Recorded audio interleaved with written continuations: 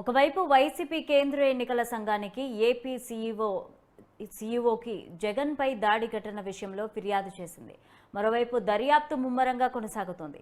ఇదే అంశానికి సంబంధించి మరింత సమాచారం మా ప్రతినిధి ప్రసన్న అందిస్తారు.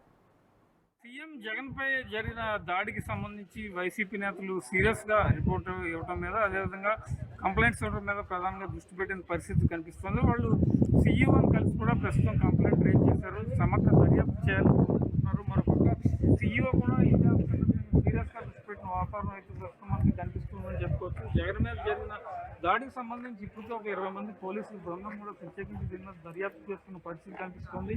6 టీములుగా వీళ్ళు విడిపోయి ప్రత్యేకమైన పోలీసులు బృందం దర్యాప్తు చేస్తున్న పరిస్థితి.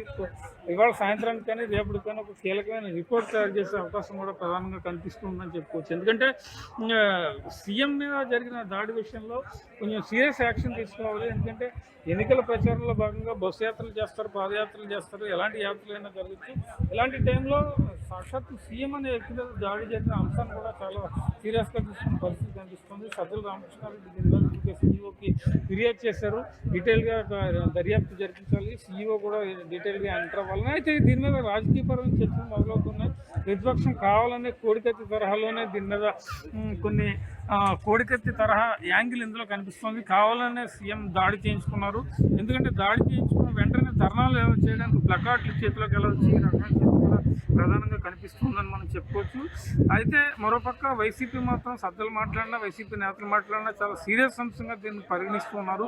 ముఖ్యమంత్రి మీద హత్యాయత్నం జరిగింది, కేవలం ప్రీ ప్లాన్ మర్డర్ ప్లాన్తోనే సీఎం జగన్మోహన్ రెడ్డి మీద దాడి జరిగిందని వైసీపీ నేతలు కూడా చెప్తూ ఉన్నారు. మరి దీన్ని దృష్టిలో పెట్టుకున్న తర్వాత ఎంక్వైరీలో ఎలాంటి రిపోర్ట్స్ బయటకు వచ్చే అవకాశం ఉంది. ఆల్రెడీ ఇప్పటికే విజయవాడ పోలీస్ కమిషనర్ సీఈఓకి ఒక డీటెయిల్ రిపోర్ట్ కూడా ఇచ్చారు.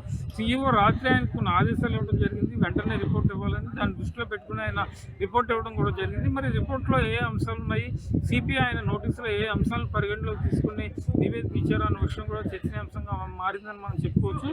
మొత్తానికి ఈ సబ్జెక్ట్ మాత్రం చాలా హాట్ టాపిక్గా మారింది. ఎందుకంటే ఎన్నికల ప్రచారంలో 15 రోజులు ఆల్రెడీ బస్ యాత్ర చేశారు.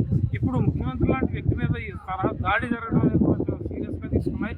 ప్రతిపక్షాలు చాలామంది స్పందించారు. చాలా రాష్ట్రాల నుంచి ప్రధాని మోడీ కూడా స్పందించిన పరిస్థితి. అయితే సీఈఓ వైసీపీ ఇచ్చిన ఫిర్యాదును ఏ రకంగా తీసుకుంటోంది, దీని మీద ఎలాంటి చర్యలు తీసుకుంటోంది, కేంద్ర ఎన్నికల సంఘం ఏ రకంగా స్పందిస్తుంది అనేది కూడా మనం చూడాల్సింది. కెమెరా పర్సన్ శ్రీనివాస్తో ప్రసన్న, న్యూస్ 360.